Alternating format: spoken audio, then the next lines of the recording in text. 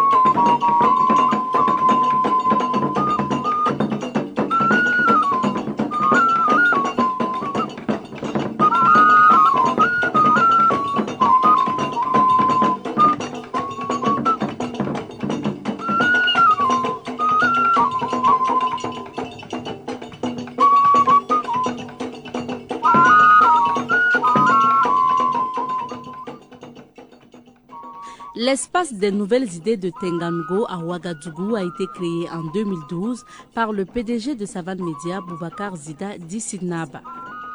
L'objectif d'un tel espace est de promouvoir la culture et la production cinématographique. C'est un espace de production de films et de réalisation de clips vidéo, mais c'est également un espace pour des cérémonies et pour des événements.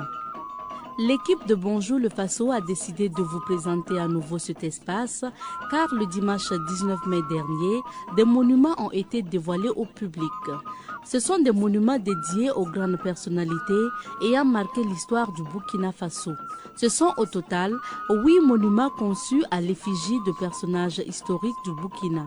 Dans la rangée des 10 monuments, on peut voir dès le début la princesse Nyenega perchée sur son mythique cheval, la lance au poing. À la fin de la rangée, on retrouve Gimbi Ouattara, figure majeure de la lutte pour l'indépendance et une grande diplomate.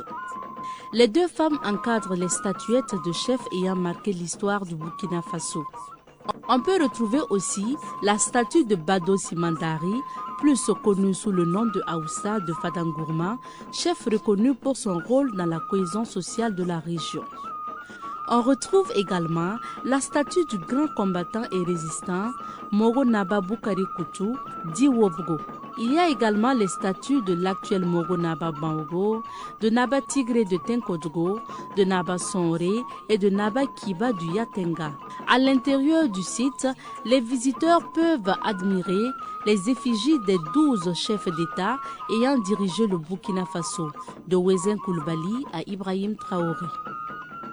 Chacune de ces statues rend hommage aux contributions et aux défis surmontés par ses leaders dans la construction de la nation. Selon le promoteur de l'espace des nouvelles idées, Boubacar Zida Dissinaba, le projet vise à retracer l'histoire des grandes figures du Burkina et à éduquer les jeunes générations sur les racines profondes. Pour le PDG du groupe Savane Média, la plupart de nos enfants connaissent mieux l'histoire de personnages historiques mondialement connus comme Napoléon, mais ignorent celle de nos grands hommes tels que Naba Wobgo. Donc pour lui, il est temps de renouer avec notre propre culture et c'est l'objectif de l'espace des nouvelles idées. L'espace des nouvelles idées est ouvert au public.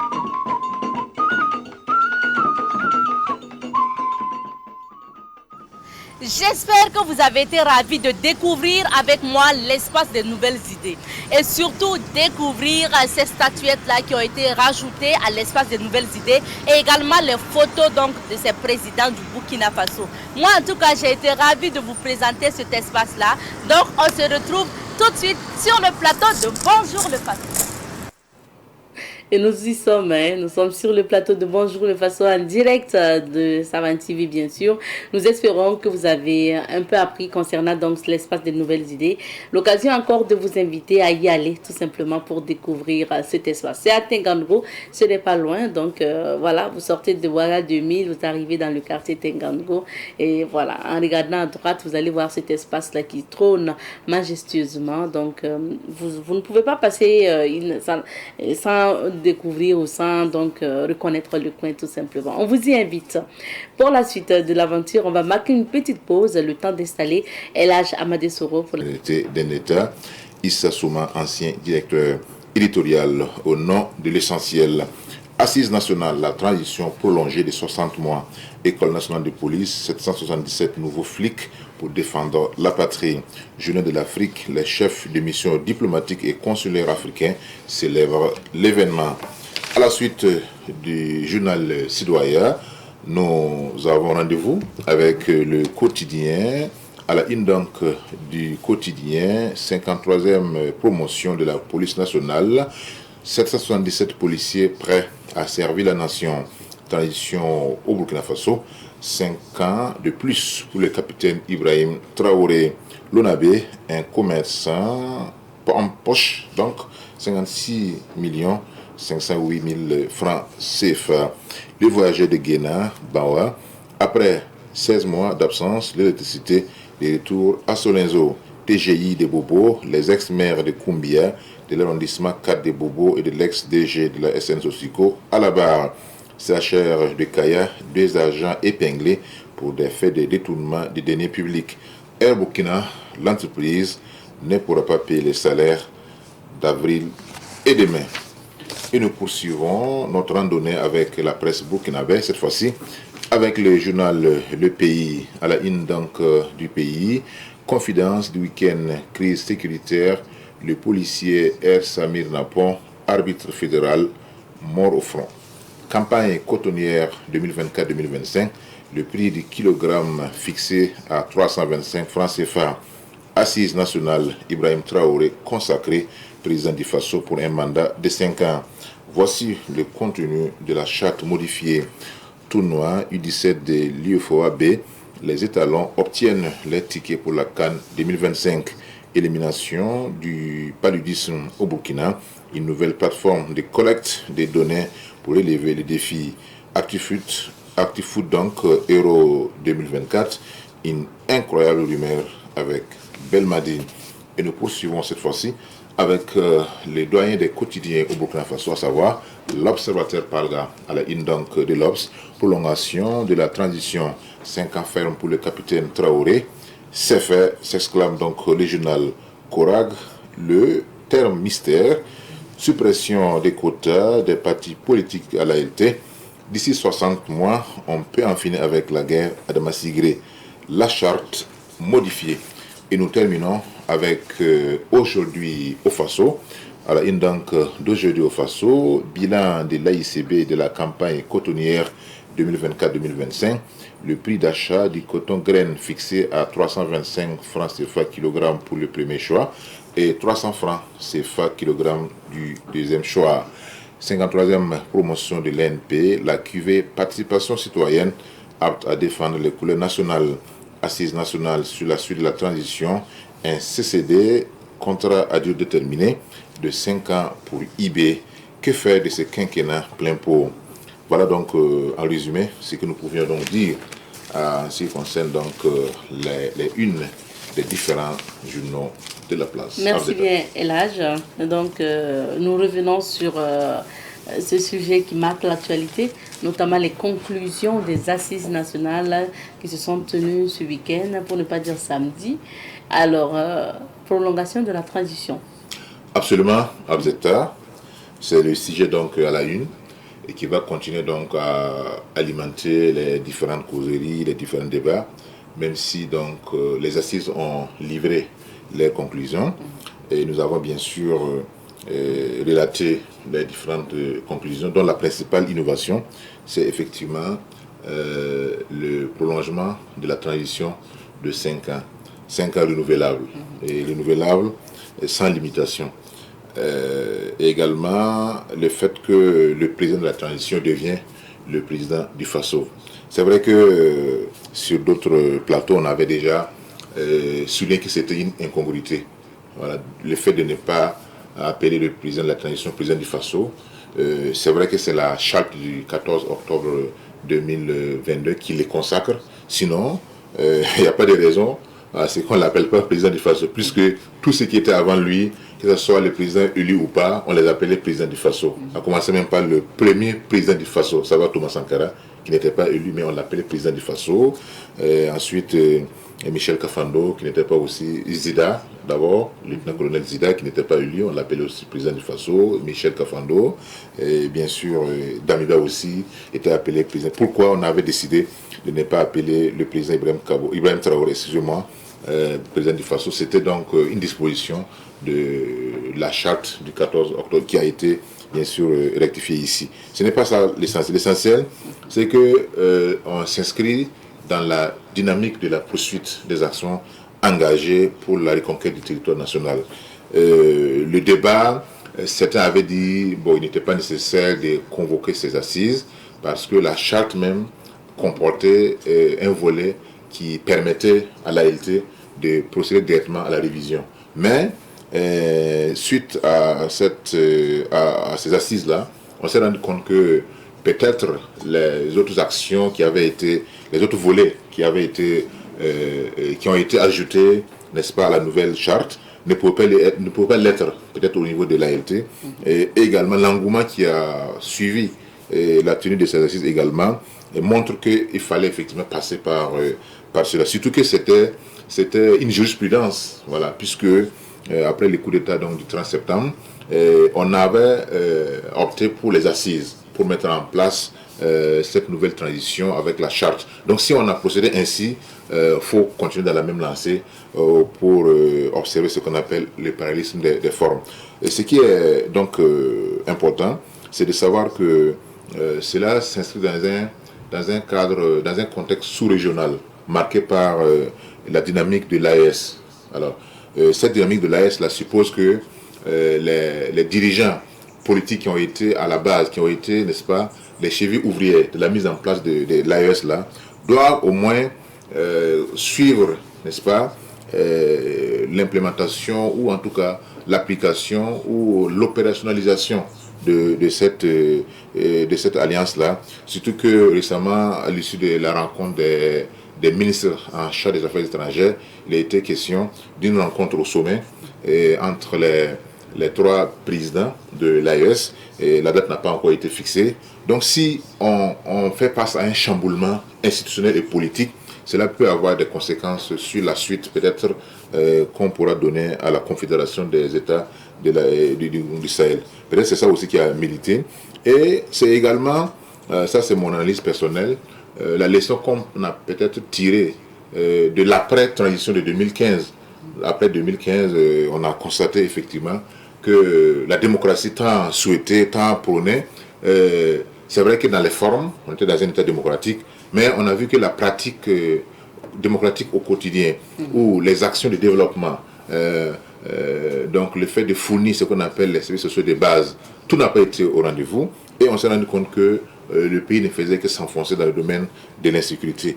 Peut-être c'est pour ne pas brader encore les acquis de cette transition, qu'on a voulu que la même équipe puisse continuer pendant un certain temps et bénéficier donc de cette longévité donc au pouvoir pour régler et engager certaines réformes. Quand on regarde également dans la charte, dans la nouvelle charte, on se rend compte qu'il n'y a pas seulement la question de la sécurité.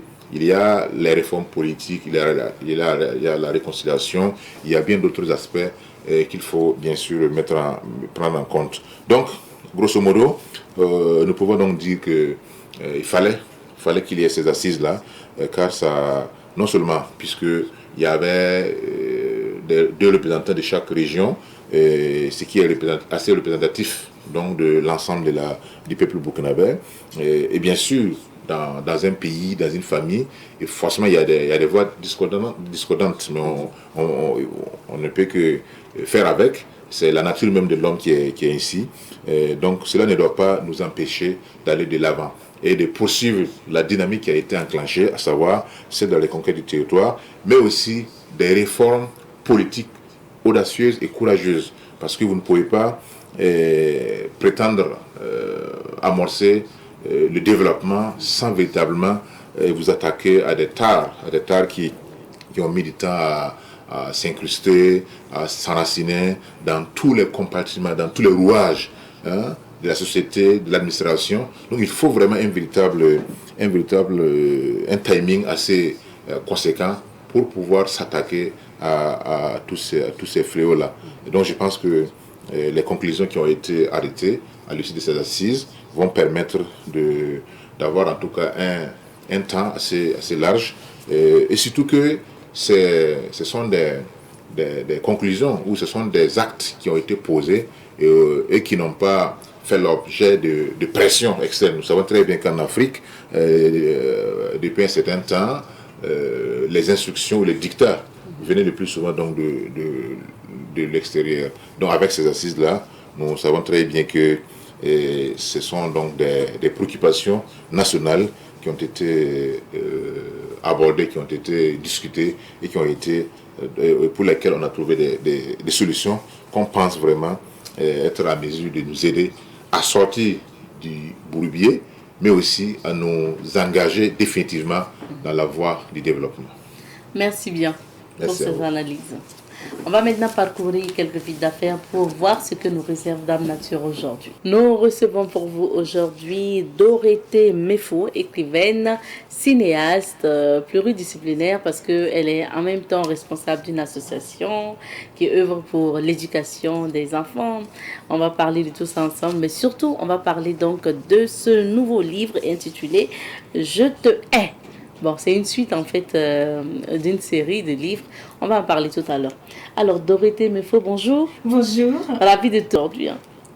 En effet. qui réside au Burkina depuis une dizaine d'années. Ah oui, déjà. Je suis arrivée en 2014. Ok. On est en 2024. C'est ça. Ça fait 10 ans. Et j'ai obtenu la nationalité burkinabé. Je suis fière de ça. C'est ça. Je remercie le pays pour ça.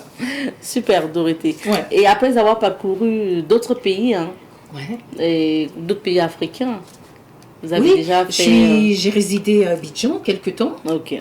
Voilà, je suis allée, ça date, 2012, quelques mois au Nigeria, à Lagos. Voilà, et puis, alors j'ai pas fait tout le continent, mais le temps nous le dira par la suite. J'espère faire d'autres pays, voilà. On va dire que Dorothée Mefo maintenant est amoureuse donc, de Burkina Faso parce que vous y êtes depuis une dizaine d'années. Et vous êtes passionnée d'écriture, on va le dire, écrivaine et cinéaste. Alors, pour l'écriture, restons donc sur l'écriture. Ça fait quand même plusieurs œuvres que vous nous présentez. Et c'est dans des, on va dire, c'est des épisodes de Nassara. Dernièrement, c'était donc Nassara 2. Comment il se porte en librairie? Alors, dans le contexte, Nassara 2, vous m'aviez reçu déjà à l'émission voilà, Bonjour le Faso. Et donc, je peux le montrer à la caméra? Bien sûr. Voilà. Nassara 2, j'étais venue le présenter ici dans cette émission. Et donc, aujourd'hui, quelques mois, ça fait peut-être plusieurs mois, même 6 mois, plus de 6 mois. Oui, oui, voilà. oui.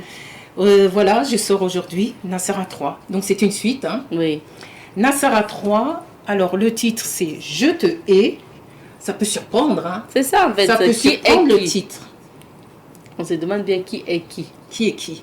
Alors, Je te hais, c'est une réplique que Juliette va dire à Sédou. Sédou, c'est le personnage clé de la série Nassara, Sédou Kaboré. Et donc, le titre, Je te hais, c'est une réplique qu'elle dit à Sédou quand elle est en colère. Vous voyez l'image, on la voit, c'est une image difficile. On la voit, elle a une corde autour des mains. Ouais. Voilà. Donc, c'est pas qu'elle est séquestrée, mais c'est pour montrer l'emprise qu'un homme qui n'est pas bien dans sa tête, puisque dans la série, c'est un pervers narcissique, qui n'aime personne, voilà, qui n'aime que lui, et qui profite de Juliette, l'héroïne de Je te hais, pour se faire de l'argent. En fait, la pauvre, elle bascule dans la prostitution. Ce livre, si vous voulez, il est à l'endroit des jeunes femmes de entre 18 et 30 ans, on va dire, qui peuvent basculer dans la prostitution via Internet. Et surtout les jeunes femmes qui sont dans la précarité et qui, vous savez, Internet, c'est bien, mais il y a des dangers. Ouais. Et beaucoup de jeunes filles qui rêvent d'un Eldorado, qui rêvent d'une vie facile, d'où il est dans le 1 depuis le début, dans Nassara 1, ça, Nassara 2. Justement, Dorothée, pour même nos téléspectateurs, peut-être que certains n'ont pas encore toute l'histoire de Nassara. On va revenir sur Je te hais tout à l'heure parce que c'est la dernière parution. Oui. Mais c'est bien de rappeler un peu, de résumer un peu l'histoire, même on ne pourra pas résumer tous les épisodes, mais en fait de rappeler l'histoire, la quintessence même de l'histoire de Nassara, et qui est déclinée en plusieurs épisodes. Alors en fait, au départ, quand je suis arrivée en 2014, Nassara 1, quand l'aventure tourne au cauchemar, le premier livre qui est sorti, c'est vraiment mon histoire. C'est autobiographique. C'est une histoire vraie que moi-même j'ai vécue. Alors, une Nassara, alors pour ceux qui regarderaient l'émission aussi à l'international, Nassara c'est du Moré, ça veut dire blanche, les blancs, les caucasiens. Et donc Nassara, elle tombe sur une invitation d'un Burkinabé qui est dans la culture, qui a un centre culturel, et qui l'invite, parce qu'il tombe sur moi, une écrivaine, donc il y a un rapport entre la culture, je suis dans les livres, voilà. Et elle fait le voyage. Pour résumer très rapidement, elle fait le voyage et malheureusement, elle tombe sur un arnaqueur sentimental. Comme il y en a partout dans le monde, hein, c'est pas typique du Burkina Faso, il y en a partout dans le monde. Mais moi, à ce moment-là, il y a 10 ans, C'était les premiers profils qu'on faisait sur Facebook. Oui. Moi, je voyais ça, on n'était pas trop habitués encore sur Facebook, faire des nouveaux profils, etc. C'était la première fois qu'on faisait ça. Et puis, je ne me suis pas méfiée, comme beaucoup de femmes ne se méfient pas. Alors, la thématique, justement, de l'arnaque sentimentale en ligne, elle est tragique. Mais ça, j'en reviendrai. Donc, Nassara, donc, Qui arrive. Elle se fait inviter. Oui. Et puis, elle va résider donc, dans le centre culturel où il peut la loger. Et puis, il s'avère qu'elle va vivre une aventure, mais terrible. Terrible, pas si dramatique que ça. Parce qu'il n'y a pas mort d'homme, comme on dit, heureusement pour moi. Mais je vais dire qu'elle va vivre une expérience incroyable qui, dans son malheur, elle va être, si vous voulez, elle va trouver son bonheur parce que à toute chose malheur est bon. C'est-à-dire qu'elle a beau avoir vécu une aventure, une mésaventure, mais elle a vécu de l'autre côté, elle a vécu tellement de choses enrichissantes. Vous voyez ce que je veux dire? Elle a fait beaucoup de rencontres au Burkina, elle a vu beaucoup de choses, elle a vu comment le Burkina fonctionne, l'hospitalité des gens, un pays extraordinaire, des paysages fantastiques, l'hospitalité qu'il y a ici, il y a tout ça aussi dans Nassara. Il n'y a pas que du négatif. Donc après... Donc la mésaventure, c'est quand vous faites la rencontre, donc quand Nassara fait la rencontre du Burkinabé et la relation n'a pas pu se faire normalement parce que c'était carrément de l'intérêt. Ben voilà, c'est-à-dire que... Et après, j'ai appris que je n'étais pas la seule Nassara depuis une quinzaine d'années. C'est terrible. Mais moi, je ne savais pas, je suis tombée dans un traquenard. Oui. Alors, donc... Il s'est passé ce qui s'est passé, et puis, quelque part, dans cette histoire, dans Nassara 1, elle devait faire que 3 mois, visa touriste, comme quand on arrive dans un pays, visa touriste 3 mois, elle est restée 10 ans dans Nassara 1. Ah, voilà. Et en fin de compte, ça s'est bien terminé, parce que 10 ans après, mon pays adoptif, le Burkina Faso que j'aime tant, c'est un pays vraiment... qui m'a adoptée. C'est vraiment quelque chose de fantastique. Et 10 ans après, elle a continué. Et j'ai eu l'idée de me dire, de mon histoire, je vais en faire une histoire internationale. Grâce aux réseaux sociaux, ça aide beaucoup. Oui. Et le monde entier a connu l'histoire de Dorothée Mefo, qu'on a appelée toujours au Burkina Nassara. On ne m'appelle plus Dorothée. On m'appelle depuis 10 ans Nassara. Partout où je vais au Burkina, les enfants, partout on m'appelle Nassara. Donc c'est mon nom au Burkina, quelque part. Et j'ai eu l'idée. Donc la première, ça veut dire la première histoire, Nassara 1, c'était vraiment le vécu de Dorothée Mefo. Oui. Mais quand vous passez à Nassara 2, ça veut dire que vous rajoutez quand même un peu de la fiction. Absolument. Voilà. Vous avez tout à fait raison, c'est tout à fait ça. L'idée, le concept est là. Donc pour Nassara 2, je le montre. Voilà, Nassara 2. J'ai eu cette idée, je me suis dit, mais mon histoire, il faut qu'elle ait une continuité. Puisque je suis écrivaine, scénariste, productrice, Dieu nous donne l'imaginaire, cette faculté d'écrire quand on est écrivain. Je rappelle qu'être écrivain, c'est un métier. Voilà, c'est un vrai métier. Et donc, je me suis dit, je vais continuer l'histoire de Nassara, mais plus la mienne, celle des autres, que je n'ai pas, qui ont existé dans ce centre culturel où elles ont été entourloupées. Mais celles qui ont existé, je ne les ai pas rencontrées. Mais je me suis dit, ça y est, je tiens une histoire incroyable, une série incroyable. Ma Nassara 2, je vais la faire exister après Nassara 1. Je vais écrire la Nassara 3.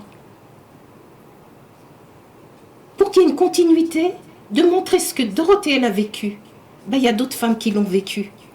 Je ne les ai pas rencontrées. Elles ont dû s'en rendre compte sur les réseaux sociaux qu'à travers mes livres et la renommée que j'ai par rapport à Nassara, elles ont dû se reconnaître. Je les invite à me contacter, justement. Et donc, Nassara 2 est née comme ça, Clarisse. Clarisse, là c'est Clarisse, c'est l'histoire en fait de Clarisse. Voilà. Et dans Je te hais, c'est Juliette. Juliette Bouvier. Une Française qui est de Toulouse. Et on part à partir de Nassara 2, Nassara 3. On est dans la fiction, comme vous disiez. Parce qu'après, c'est plus moi. Le premier, c'était autobiographique, mais après, mes autres Nassara, c'est romancé. Mais ça rappelle le contexte du 1. D'accord. Est-ce qu'elles ont vraiment vécu les autres Nassara que je n'ai pas connues? Elles se retrouveront dans Nassara 2, dans Nassara 3. Et je vous annonce aujourd'hui en exclusivité, pour votre émission spécialement, voilà, comme vous êtes fidèle à mon suivi d'actualité, que je suis sur Nassara 4 déjà. Ah, super. On vous souhaite beaucoup d'inspiration. Merci. Mais en fait, c'est faire une série littéraire comme ça, je vais dire, en littérature, faire une série donc, d'écriture de romans, bon, ce n'est pas forcément donné à tout le monde. C'est vrai qu'il y a des gens qui écrivent pour tome 1, tome 2, ainsi de suite. Mais là, c'est carrément une série littéraire que vous écrivez là. Donc, à travers ces épisodes-là, ça veut dire qu'il faut trouver forcément un lien avec l'autre livre et tout. Oui. Est-ce que c'est pas plus difficile en écriture? C'est-à-dire qu'à partir du moment où moi je considère ma série littéraire, parce que ce sont des tomes qui se succèdent, tout ça c'est littéraire, ce sont des livres. À partir du moment, moi j'ai conçu Nassara comme un concept. Comme un concept, un projet, un concept. On ne parle pas d'entrepreneuriat là, mais quelque part c'est de l'entrepreneuriat éditorial. Un entrepreneuriat littéraire quelque part. Et j'ai conçu Nassara comme un concept. Et donc, pour répondre à votre question, c'est pas plus difficile. On est sur un fil conducteur. Voilà.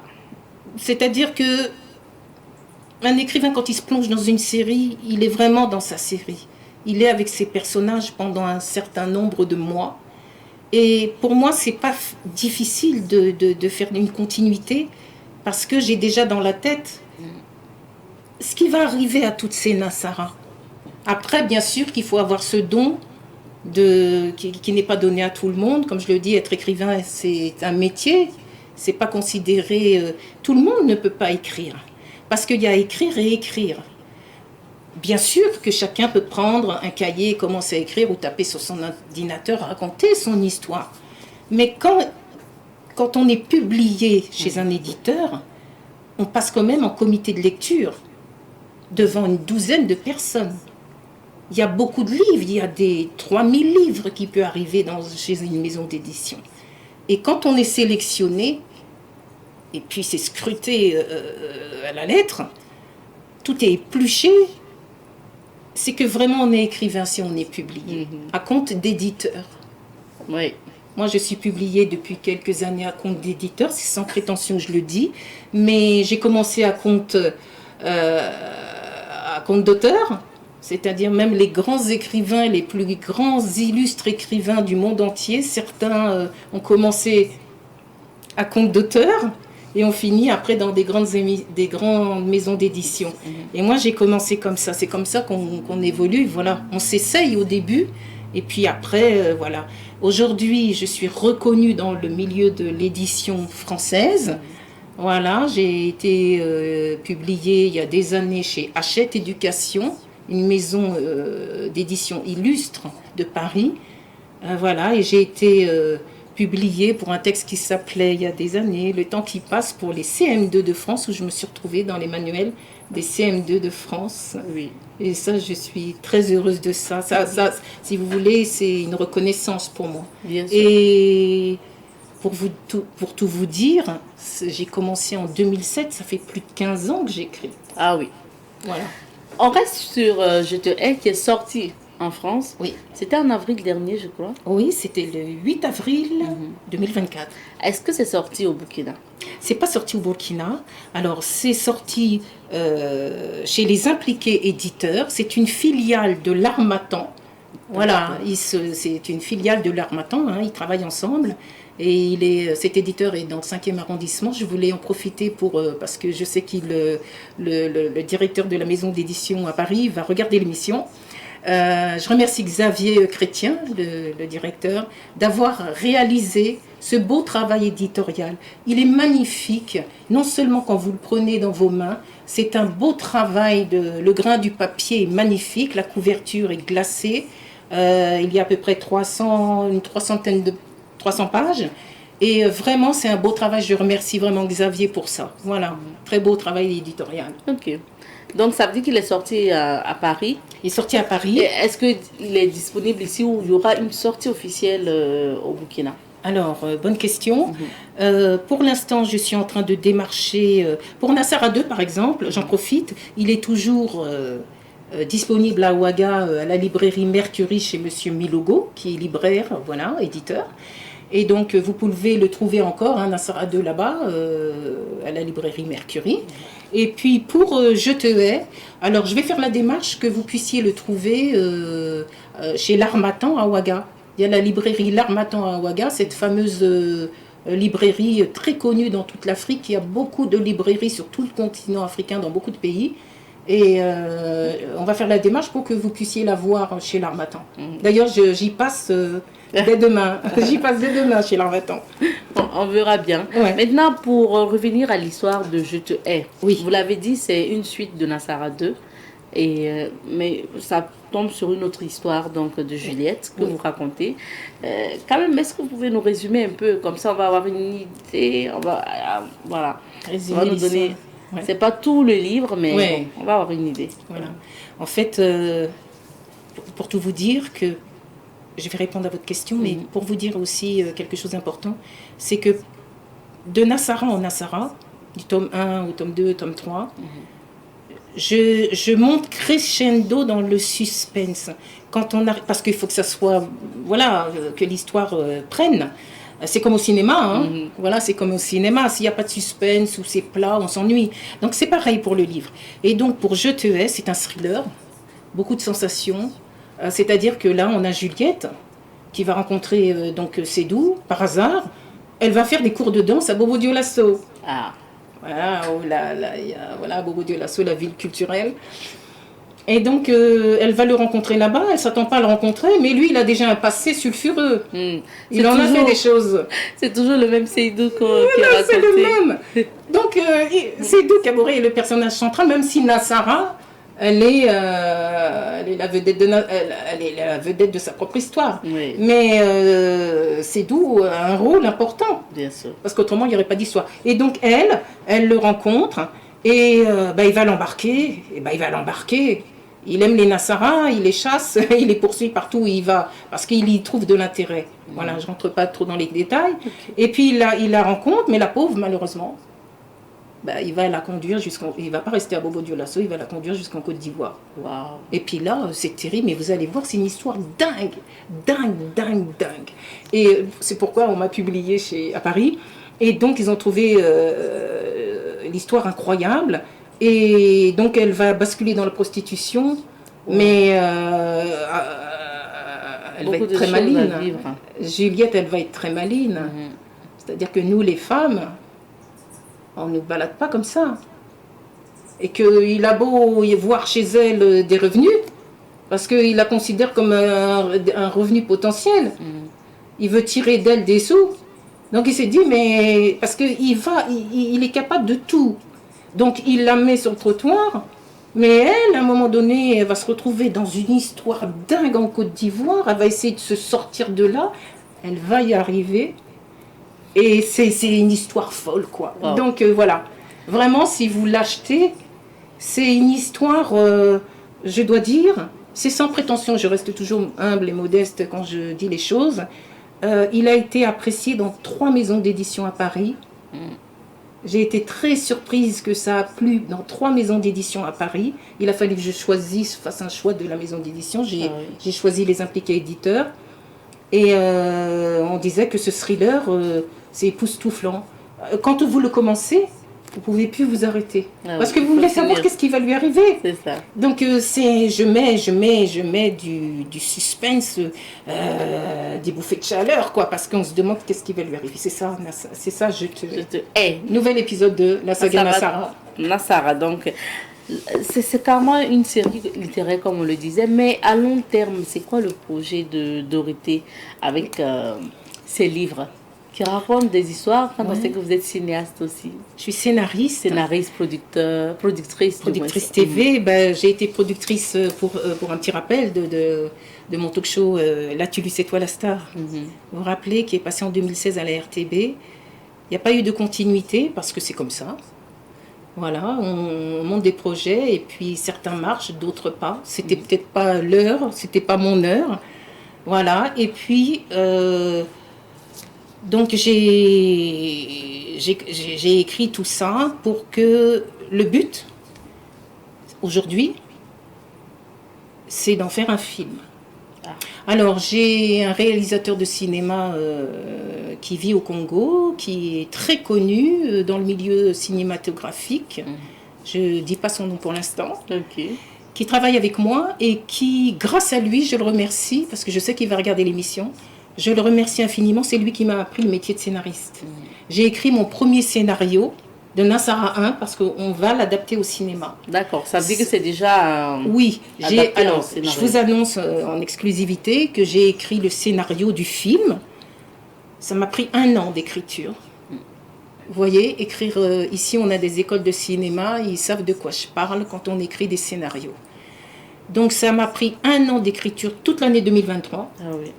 Et j'ai fini, je l'ai déposé à Paris, voilà, pour le protéger. Et il y a 300 pages de scénario. Ça a été difficile, mais il m'a accompagné, voilà, là-dedans. Et le but, c'est de faire un film, d'adapter Nassara 1. Alors, Une ça prend série vite, hein. ou un long Bonne question. métrage? Très bonne question. En fait, pour tout vous dire, l'idée, déjà, c'est de scénariser, de faire le film Nassara 1, mon histoire, parce que c'est important de faire le film du premier tome. Oui. Vraiment mon histoire que d'aller après dans une fiction. Mais l'idée, comme vous me dites très bien, c'est après de faire une série, Ok. des épisodes, comme on en voit sur Netflix. Alors, voilà, j'ai dans l'idée, après il faut avoir de l'ambition dans la vie, voilà, c'est ce qui fait avancer. L'idée, c'est de présenter une grosse série du Burkina Faso à Netflix, c'est voilà, Ah oui. même si ça prend 10 ans. Super. On vous souhaite de réussir tout ça. Merci, vous êtes Donc, gentil. on continue sur la découverte justement donc, de Je te hais, puisque c'est ça l'actualité. Ouais. Vous l'avez dit, le livre sera disponible certainement donc, à travers les démarches que vous allez faire donc, au niveau donc, de l'Harmattan. Oui. Maintenant, il va coûter probablement combien? Ah, la bonne question. Alors, on a toujours ce souci parce qu'en fait, quand les livres sont publiés en France, eh ben, ils s'affichent en euros. Oui. Alors, apparemment, là, il vaut 24 euros. Ok. D'ailleurs, oui, c'est marqué 24 euros. Alors, quand on le retranscrit après en CFA, ben, ça fait, je sais plus, 14 000. Oui. quelque chose Mais, comme ça. mais là, c'est Mais- comme c'est l'éditeur aussi qui Oui. fixe. Oui, c'est Les lui prix. qui fixe. Alors moi, je me suis toujours rapprochée de mes éditeurs pour leur dire qu'il faut, c'est toujours le même souci, qu'il faut s'adapter au pays et que ce que vous vendez en euros, c'est très accessible pour les Européens. Oui. Ils fonctionnent en euros. Pour eux, 24 euros, c'est un prix normal d'un livre qu'on trouve en librairie. Vous allez voir hein, sur Internet, partout où vous allez sur les plateformes de vente de livres, c'est des prix qui sont comme ça. Parce qu'il y a le papier que l'éditeur, il y a tout ça, l'imprimeur, il faut bien qu'il s'y retrouve. Chacun touche un pourcentage. Moi, je touche mes droits d'auteur, le libraire touche ses droits d'auteur, l'imprimeur, on n'est pas tout seul. C'est un triangle. Alors, il faut que chacun s'y retrouve. Mais après, quand on essaye de le vendre en Afrique ou peu importe ailleurs, c'est ce que je leur dis souvent, il faut essayer de s'adapter au coût de la vie du pays. Et c'est là que c'est pas facile. J'ai essayé, donc pour celui-là, je vais encore essayer. Ok. Est-ce qu'on peut pas, c'est ce que je vais discuter avec l'Harmattan. D'accord, je Voilà. vois. Donc pour le moment, Dorothée vous promet qu'il se peut que vous l'ayez à moindre prix. Donc par rapport à ce qui est affiché sur le livre, on verra bien la possibilité. Maintenant, finalement, que devient votre association? Elle existe toujours Eh ben, justement, mon association, je vous annonce quelque chose d'important, c'est qu'elle est née 2 fois. Ah, Ah oui, elle est née 2 fois. Il n'y a pas très longtemps, il a fallu que je la recrée. Parce que, il faut savoir, je pense que vous êtes au courant, que depuis qu'il y a un nouveau gouvernement, toutes les associations qui étaient nées en 2015, ça c'est une info, je l'ai vécu là, ça n'a pas été facile de tout refaire. Toutes les associations qui sont nées en 2015 ou même un peu avant, mais comme c'est pas le même gouvernement, parce que mon association était née pendant la transition de Kafando, il y a des années. 2015. Et donc il a fallu la refaire. Donc je sais lire et écrire est né en 2024 à nouveau. Ah. C'est une résurrection parce qu'il a fallu refaire tous les papiers, je l'ai fait. Donc ça y est, maintenant j'ai le papier officiel de 2024. Ça, c'est un scoop que je vous dis. Et il a fallu tout refaire. Administrativement parlant, c'est comme ça, on n'a pas le choix. Vous voyez, quand vous créez des associations ou sociétés, bon, pour les sociétés, les SA, tout ça, je ne connais pas trop. Les SARL, je ne sais pas comment ça fonctionne, est-ce qu'il ne faut pas les renouveler? Mais pour les associations, oui. Donc c'est comme ça. Mais elle est née, elle est encore là, le siège est bien là, ici au Burkina. Elle n'a pas bougé. Les activités, l'approche avec les enfants. Alors tout ça, c'est, voilà, comme vous dites, l'association, elle s'occupe des enfants qui savent pas, qui ont des difficultés scolaires, les personnes, les illettrés, les analphabètes, tous ceux qui ne savent pas lire et écrire. Et elle est internationale, mon association. Hein. Le siège est à Ouagadougou, mais elle dessert aussi les autres pays où il y a des difficultés. Il y a beaucoup d'enfants qui ont des difficultés scolaires, qui passent en 6e et qui n'ont pas de niveau. Les professeurs qui m'entendront ce matin, ils savent de quoi je parle. C'est très difficile. Donc à un moment donné, l'enfant, vous l'avez en 6e et puis vous voyez qu'il n'a pas du tout le niveau. Ou il faut le faire redoubler, ou alors c'est trop tard, on l'a fait passer, puis après il est dans un bourbier. Voilà. Donc moi, je fais en sorte de me rapprocher des professeurs et d'entendre les difficultés que les enfants peuvent avoir. Et toutes ces personnes, tous ces analphabètes, qu'on trouve peut-être pas trop, il y a des statistiques, mais peut-être à Ouagadougou, on les a pas trop repérés, ceux qui ne savent pas lire. Il y en a beaucoup. Donc, mais beaucoup aussi à l'extérieur dans les villages ont ces difficultés-là. Ils ne peuvent pas lire la presse, rien, les panneaux dans les rues, peuvent pas. C'est terrible l'analphabétisme. J'en ai fait une cause noble il y a des années, 2015. Et une écrivaine qui monte une association pour ceux qui ne savent pas lire et écrire, c'est complètement relié. Voilà. Et donc, j'ai fait en sorte, voilà. Donc, je l'ai réactualisé administrativement parlant parce que c'était obligatoire. Et puis, je suis contente de pouvoir de dire qu'elle est née au Faso et j'ai fait à mon niveau ce que je peux. Voilà, au niveau de l'illettrisme. Merci bien. Alors, on tend vers la fin de notre entretien. Aujourd'hui, quel est le message à l'endroit des téléspectateurs, surtout concernant votre nouveau bébé? Donc, je parle de Je te hais, qui vient de sortir. Alors, en fait, je vous demanderai de reposer la question. Quel est votre message à l'endroit du public ou des téléspectateurs, surtout que vous êtes revenu avec un nouveau bébé? Je te hais. Mais ce que je pourrais dire aux téléspectateurs, c'est que quand on commence une série, on continue et que si vous voulez comprendre cette histoire dans le temps, c'est comme quand vous regardez la télé. Vous suivez une série, si vous n'avez pas lu l'épisode 1, vous ne pouvez pas trop comprendre l'épisode 5 ou l'épisode 6, vous voyez. Donc c'est important de pouvoir découvrir déjà aussi Nassara 1, quand l'aventure tourne au cauchemar aux éditions Eddy Livre. Et puis, si vous vous passionnez d'histoires exceptionnelles, extraordinaires, comme il y a beaucoup d'histoires incroyables dans le monde, Nassara est... Nassara, c'est une Nassara française, mais voilà, franco-camerounaise burkinabé, mais qui a vécu une histoire incroyable. Elle en a tiré du positif. Dans le négatif, on trouve toujours du positif. Oui. Et cette histoire, elle fait le tour du monde actuellement. Voilà, c'est en toute modestie que je le dis. Mais j'y ai mis beaucoup de moyens, d'énergie, et c'est pas seulement financier. Voilà, pour arriver là, pour faire connaître cette histoire dans le monde entier. Donc, n'hésitez pas à vous procurer du troisième. On va le montrer aux téléspectateurs. Donc, n'hésitez pas à vous procurer du troisième. on va justement laisser aussi les adresses de Dorothée Mefo, que ce soit sur Internet ou si vous voulez bien un contact. Parce que après, quand ça sera disponible, il faut bien que les gens puissent vous contacter pour voilà, récupérer ou aller vers la librairie pour récupérer. Alors chacun me connaît voilà, sur les réseaux sociaux. On se fait connaître depuis des années. Voilà, moi, on m'appelle DM. DM, c'est Dorothée Mefo. Okay. Et puis pour l'Afrique de l'Ouest, c'est Nassara. C'est Nassara. Et moi, je salue tous vos téléspectateurs voilà, qui suivent l'émission Bonjour le Faso, la matinale de l'information, qui est une très bonne émission voilà, d'information avec une excellente présentatrice. Merci bien. Et c'est un grand honneur pour moi. Voilà, je lui fais de la publicité, elle le mérite. Merci.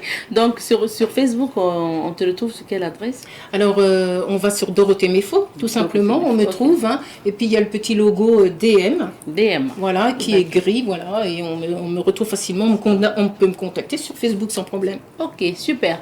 Merci beaucoup. Et on va dire quoi? Beaucoup d'inspiration pour d'ailleurs Nassara 4, parce que vous nous l'avez dit. Pour Nassara 4 et surtout que Dieu vous accompagne pour que vous puissiez avoir les financements nécessaires pour réaliser le film, ensuite les séries. On fait en sorte, on se bat. Voilà, on essaie de trouver des soutiens. Hein, le monde cinématographique, les réalisateurs cinéastes savent de quoi je parle. Mais on gère, on ouvre les portes pour essayer de trouver des soutiens. Et dans le monde du cinéma, c'est partout pareil, hein, histoire de financement. C'est le cinéma, faire un film, ça peut coûter 1 million d'euros. Après, il y a cinéma petit budget. Et puis après, quand on arrive à Hollywood avec les effets spéciaux, ça monte à 20 millions de dollars. Donc je veux dire que pour Nassara, c'est quand même un budget. Il n'y a pas d'effets spéciaux. Hein, voilà, ce qu'a vécu Nassara là-bas, c'était pas. On n'est pas dans la fiction. Voilà, on fait des trucs futuristes et tout ça. Mais on n'est pas loin d'1 million d'euros. Hein. Merci bien, bonne chance pour la suite. Et puis voilà, on vous invite à vous procurer donc de ce livre pour découvrir l'histoire. Ça serait bien de commencer par Nassara 1, Nassara 2 et ça. Pourquoi ne pas arriver et prendre les 3? Comme ça, vous allez pouvoir vous informer. Merci bien. On s'arrête ici pour l'entretien du jour avec Dorothée Mefo. Je rappelle qu'elle est cinéaste, donc scénariste et productrice. Elle est également et surtout écrivaine. Voilà. On s'arrête ici pour l'entretien. Et pour la suite de cette émission, nous parlons formation en jeu d'acteur avec le très talentueux Oyu, donc l'agent Oyu, sinon l'état civil c'est Eugène Bayala. Alors, il est là pour nous parler de formation en jeu d'acteur. Bonjour Oyu. Bonjour Savane Média. Merci à toi d'être là. Alors Oyu, venu accompagné donc de Abdougani Prod. Bonjour. Bonjour madame. Comment ça va? Oui, tout va bien, c'est vous. Ça va. Abdougani qui est donc membre du comité d'organisation en fait et de la structure de Oyu. Il faut rappeler que c'est la compagnie théâtrale Bédirier donc qui est là pour nous parler de cette formation en jeu d'acteur. Voilà. Bédirier, ça veut dire quoi? Oyu? Bédirier, ça veut dire il est déjà là. Ne l'empêchez pas. Critiquez-le pour qu'il puisse évoluer. Ah. Voilà. On est déjà né quoi? Sa langue en lélé. Le guerrier. Voilà. Ok, super. Oyu, pourquoi cette formation en jeu d'acteur? Qu'est-ce qui t'a amené à faire? Justement parce que souvent, il y a des jeunes qui me disent Oyu, je veux être comme vous. Ils disent non, tu veux être comme moi. Il n'y a pas de souci. Il faut faire ce qui est sûr. Moi, je veux te montrer là où je suis quitté. Là où je suis venu, donc, et à travers ça, tu vas pouvoir devenir comme moi. Même tu veux être plus que moi. Donc, dans ce sens, c'est par rapport au niveau du théâtre que j'ai évolué. J'ai eu l'évolution au niveau du théâtre. D'accord. Voilà. Donc, au théâtre, c'est le jeu d'acteur. Et il y a plusieurs modules. Maintenant, lui, il va vous citer les modules. Et que nous allons pratiquer au niveau de la formation. Voilà. On va en parler tout à l'heure, mais ça veut dire, Oyu, il y a un chemin que tu as suivi pour après être une star de cinéma. Tu es passé par le théâtre. Donc tu décides de ramener avec ceux qui seront Là, pour la formation, au théâtre d'abord. Au théâtre Ok. d'abord. Voilà, Au ça, il faut chemin. la planche. Maintenant, au niveau de la planche, tu sais ce que tu dois faire devant la caméra. Mais bon, pas caméra, ça c'est pas ça, c'est cinématographique. D'accord. Maintenant, au niveau du jeu d'acteur théâtral, c'est-à-dire, il y a l'expression corporelle, il y a les nuances dans le texte. D'accord. Voilà. Maintenant, l'incarnation du personnage. Au moins, vous allez apprendre le B.A.B.A. Le B.A.B.A. du théâtre. du théâtre. Voilà. Alors, Abdougani Prod, qui est du comité d'organisation, donc qui est de la structure aussi Bétirier.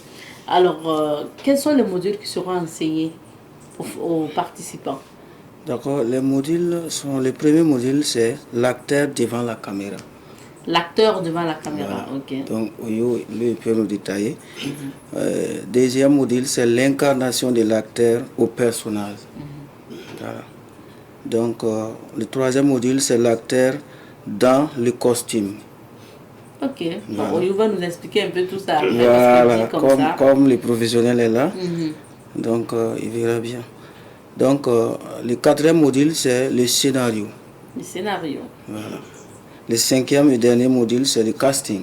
Ok. Alors, Oyo, je rappelle que cette formation concerne ceux qui veulent apprendre le jeu d'acteur uniquement. Maintenant, scénario et autres, là, ça vient chercher quoi? Bon, non, parce que quand il y a le jeu d'acteur, quand on te donne un texte, Donc, le il scénario. faut vivre le texte, lire le texte d'abord, et comprendre le texte et vivre le texte.